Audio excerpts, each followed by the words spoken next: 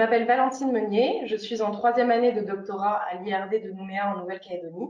Je suis affiliée à Sorbonne Université et je travaille avec Fanny Aulbrec et Sophie Bonnet. Je suis Jean-Jacques Goron, je suis responsable du mécénat chez BNP Paribas et délégué général de la fondation BNP Paribas.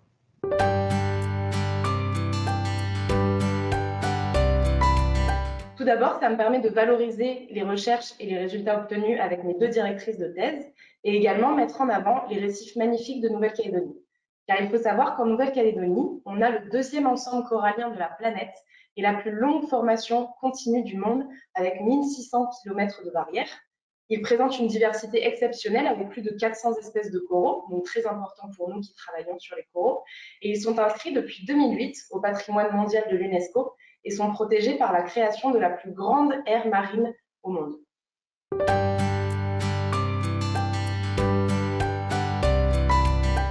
Le soutien à ce prix s'inscrit dans le cadre de notre action de mécénat en faveur de la recherche sur le climat et la biodiversité. À travers notre programme Climate and Biodiversity Initiative, lancé en 2010, nous avons soutenu 27 équipes de chercheurs internationales sur ces thématiques, parmi lesquelles figurent d'ailleurs des jeunes chercheurs, et nous sommes très sensibles, tout comme nous sommes sensibles à l'équilibre homme-femme au sein des équipes. Alors, ces travaux sont évidemment indispensables pour améliorer nos connaissances sur le dérèglement climatique et l'érosion de la biodiversité, pour en évaluer les conséquences sur notre environnement et sur nos sociétés. Et tout cela doit nous conduire à adapter nos comportements et à construire un monde plus durable. Et au-delà de ces soutiens à la recherche, notre mission, à travers en tout cas ces appuis, c'est de sensibiliser le plus grand nombre, nos collaborateurs en particulier, à ces enjeux.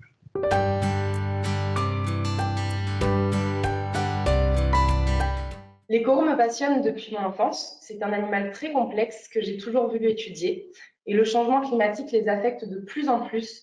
Les conséquences sont de plus en plus fréquentes et intenses. Et c'est pour moi une nécessité de comprendre leurs mécanismes à la fois d'acclimatation et d'adaptation.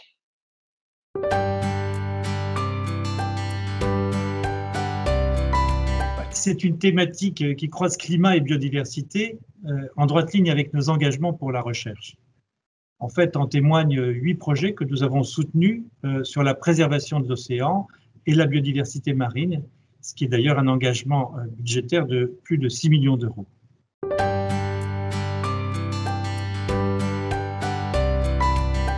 Durant mes travaux de thèse, pendant 3 ans, j'ai pu mettre en évidence pour la première fois que des coraux blanchis consommaient davantage de plancton diazotrophe, un plancton qui est spécifique car très riche en nutriments et très abondant ici dans le lagon calédonien. Et donc, j'ai pu déterminer que la résistance des coraux de Nouvelle-Calédonie était en partie liée à la présence de ce plancton unique, riche en azote, et qu'il pouvait permettre aux coraux qui sont blanchis de retrouver petit à petit leur santé.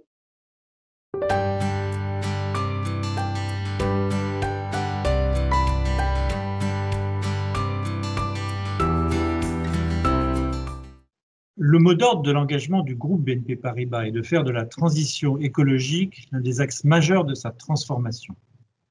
Cela passe notamment par le fait de financer de façon responsable des activités susceptibles d'impacter les océans et de soutenir des entreprises qui innovent pour les protéger. BNP Paribas soutient ses clients ainsi que les startups et les parties prenantes qui proposent des solutions innovantes dans leur transition. Donc 4 secteurs principaux, le transport maritime, la pêche et l'aquaculture, l'extraction sous-marine des ressources naturelles et enfin les activités terrestres ayant un lien fort avec l'océan.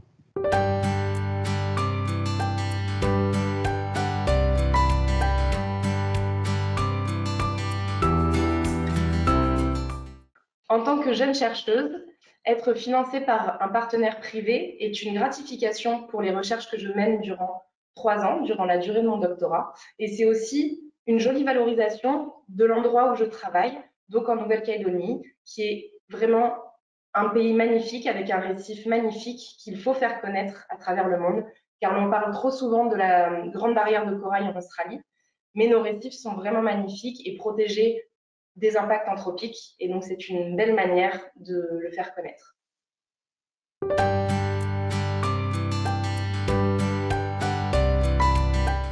Depuis la création de notre programme, Climate and Biodiversity Initiative en 2010, nous avons soutenu 2 projets relatifs aux récifs coralliens. La Fondation prenant également à cœur son rôle de sensibilisation, comme je l'ai dit, sur les enjeux environnementaux, elle s'est associée fin 2018 à l'Association of Science Technology Centers pour créer Corals Matter.